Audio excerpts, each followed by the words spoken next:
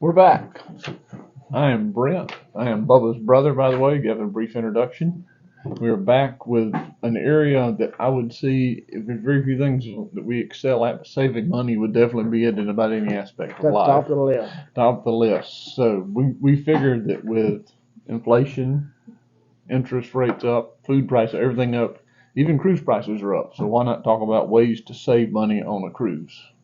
And when you look at the fee, it can't just be what you pay for the room. You've got to look at the whole thing: flights, taxes, fees, the whole enchilada, the bottom line price. So that's sort of what we're going to focus on. This is our top 12 items. Number one, and is something that might not work for everyone, is to go on a cruise when school is in session and avoid holidays. So, I mean, you're going to spend, if school is out, whether it be summer break, winter break, Thanksgiving, or spring break, if school is out, cruise prices will go up, if not double sometimes. So, Yeah, so that's June and July. June and July is your peak months, and then anytime Christmas, spring break, that type of stuff. Yeah, and every major holiday, Memorial Day, even though school's out by then, it's going to be expensive. 4th of July, very expensive time to cruise. So, and if there isn't going the off season for cruising, which is those times when, it doesn't apply to that. Also, from what we have found, some of the best times to cruise to save money would be the week immediately after Thanksgiving, not the week of, the one after Thanksgiving. The first 2 weeks of December. So that gives you about a 3-week stretch there to where usually the cheapest prices of the year will be right in that time frame. Typically, you can find some, which happens to be my anniversary week, the second week of September kind of thing, to where like once hurricane season gets good and kicked up, you get some good deals on Caribbean cruises. Early January, the week after the January 1st cruise, those are good. That's a good time to go. Brandon just got a steal on one this January. That went the first week of January. And one thing we're going to say is that all these things you're going to have to give up something. So these aren't going to be as good as the alternative, but you're going to have to give up a little bit of something to get a good deal on something. If you're an educator or you have children in school, which is a lot of the people that cruise, that doesn't work necessarily for you. But people do take kids out of school for this, that, and the other. And the last week of April is a good time to go as well, from what we found. Right before, you've got a stretch. Spring break's always expensive, so you got a little stretch between then and mid-May when school gets out, you can go.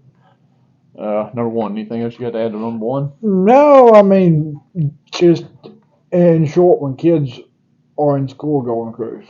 To save money. Yeah. The number two thing seems kind of obvious, but book an inside cabin. Your inside cabins are going to be cheaper no matter what brand, whatever you're talking about, they're going to be cheaper.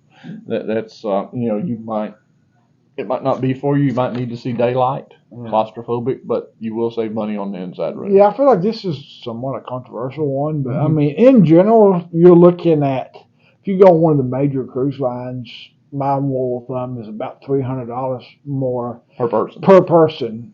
You're going to save by going from an inside room to a balcony. And our rule of thumb is, our goal in life on a cruise is to not be in the room, is to just sleep in it. So you're not going to be in there a lot. But some people don't do that. And also, personally, I sleep better in an inside room. It's kind of like being in a cave. So, I think everybody generally agrees on that. Number three, book a guaranteed room, which definitely drawback. That means that the cruise line is guaranteeing you a spot on the ship. But they're picking your room, which will not be a mid-deck prime location room. Write that down. It will be probably deck one toward the front, down where the crew sleeps. I mean, that's probably somewhere, or it could be toward the front on the mid deck six. I've did it once or twice and got a mid room. I think the best time to do a guaranteed room is if lots of rooms are available. Lots of rooms are available, and like if you're doing like if you don't care where you stay, you're okay with taking the elevator or a bunch of stairs. You will typically save $100 or so a person off of the inside room rates. And you're probably not going to book a guaranteed room and wind up with a balcony. You're going to wind up inside room more than likely. Yeah, just plan on getting the worst room on the ship if you do this. Which you will save money. But you will save money. This is one that's not necessarily about the cruise, but it's about getting to the cruise, is drive. And if you're buying 3 or 4 plane tickets at $300 or $400 a piece, you're going to spend $1,500 on airplane tickets. You can drive for a couple $100 in our case. So save a lot of money by driving. Yeah, and you can split the gas if you've got a couple different family members and that kind of stuff as well. But if you live in California and you're wanting to go to Florida, that's not a real practical option. So no. Or overseas. Number 5, which doesn't really bother a lot of folks, limit your shore excursions. I mean, some people, if you're like us, you've been to the ports 15 times each, so it's... Or do, and I think I won't limit just, so, we do recommend doing at least one, but, depending on your itinerary, if you've got a bunch of private islands or beaches and that kind of stuff, that would be a good itinerary to skip the $100 excursion.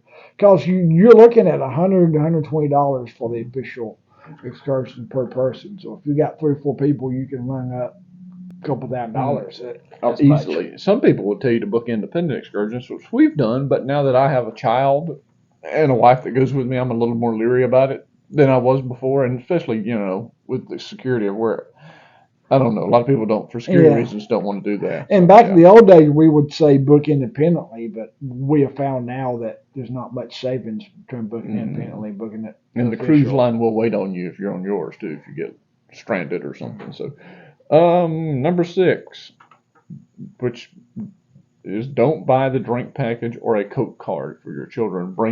For Cokes, you can bring a 12-pack on a person. We've done that. That varies between cruise lines, but check out the official whatever cruise line you're going on. Check out. If you're flying though, that becomes a real inconvenience. Right. That goes back to the driving thing. Because when we were on it in September and drove, we brought 12-pack Cokes, saved a bunch of money, put them in the room. When we flew, we didn't because it was too much inconvenience. Yeah, and sometimes it is a convenience factor for those, but the drink package, you're looking at $50, $60 a day per person on that, so that you'll spend $500 on that per person easily. And that's a lot of drinking too, to where you might just be too much. Yeah, just do the math on how much you drink and that kind of stuff. And even if they're going to give you that drink package for free, which is a Norwegian thing, you still get to pay the taxes on it. Yeah, and I think it's not free. You're also expected to tip. Yeah. Tip some on that as well. Number 7, limit onboard expenses and purchases. We've seen cruise people that, you just swipe your card, you're not thinking about money. At the end of the cruise, you look at your bill, and this could be drinks, T-shirts, excursions, casino. I mean, there's so many things, yoga. There's so many things in the gym you can book, spa treatments. And at the end of the cruise, people said, there is no way I spent that much money on the cruise. And it adds up, and you don't realize it. So. And one thing that you couldn't do with this, I think you can do on any cruise line, is to set yourself up as a cash account and bring you $200 and put it on there, and then that way that will you don't actually have to put a credit card on file, because my cousin does it a lot of times. Yeah, it's not required. They're not going to let you off the ship if you owe money, but that's what they catch. So if you don't trust yourself, that can be a way to do that. Number 8, there are certain cruise lines that cost less. That's just how it is. It's just how they operate, and that would be book a Carnival or MSC cruise, which is the new bargain entry-level cruise. We've never done an MSC, so we can't speak on it, but Carnival cruises will be cheaper most of the time than Royal Caribbean or Norwegian. Right. Yeah, So, number 9, don't purchase specialty dining. You can drop a lot of money in a short period of time on specialty dining. Right. So, and I think no matter what, especially regardless of it's definitely a step up. It's a step up, but it's not like you're going to starve bait in the main dining room. It may not be quite as exciting, but you ain't not going to go hungry on a cruise ship. Nope, never have. Number 10, check the prices of your cruise after you've booked it, because you can still get upgrades, onboard credits if the price drops. Yeah, you can drop them. And I think sometimes if you have a good travel agent, they will do that, but usually I would personally just plan on checking that yourself. Multiple times a week after we book. Yeah, and there's some different apps you can use to even set a reminder up. I've never had a lot of success with those. Yeah, I've tried them, I think. But number 11, split the cost with family members if possible. Especially applies to like driving down, maybe. Yeah, You know, and I think that was more useful for me being a single person. there's no way I split because it's all the same bank account. You know, So, yeah. like if I went solo, I would be paying that stuff like the Pre-cruise hotel room. Yeah, the pre-cruise hotel room, the parking at the airport, gas on the way, that kind of stuff. Because you can save a couple $100. It's more travel expenses getting to the cruise. Yeah, I mean, if you spend $200 a night on a hotel, if you split that with somebody, that's $100 a night hotel, so that's $100 savings right off the bat. Yep. And our last one, number 12, is one that I would have had at the top of the list a year or two ago, is book last minute, which recently has not been as big a deal as it used to be. Right. Things probably will come back around, but booking last minute would be, usually the rule of thumb is 3 months and under from the sell date. Yeah. So, but as of right now, it's looking like that doesn't work. So, yeah, similar back in the old days, you'd have a window about a couple of weeks after final payment, and they'd shotgun everything out. Yeah, 2-3 months, something like that. So, that's our top 12 ways to save money on a cruise. All right, like and subscribe.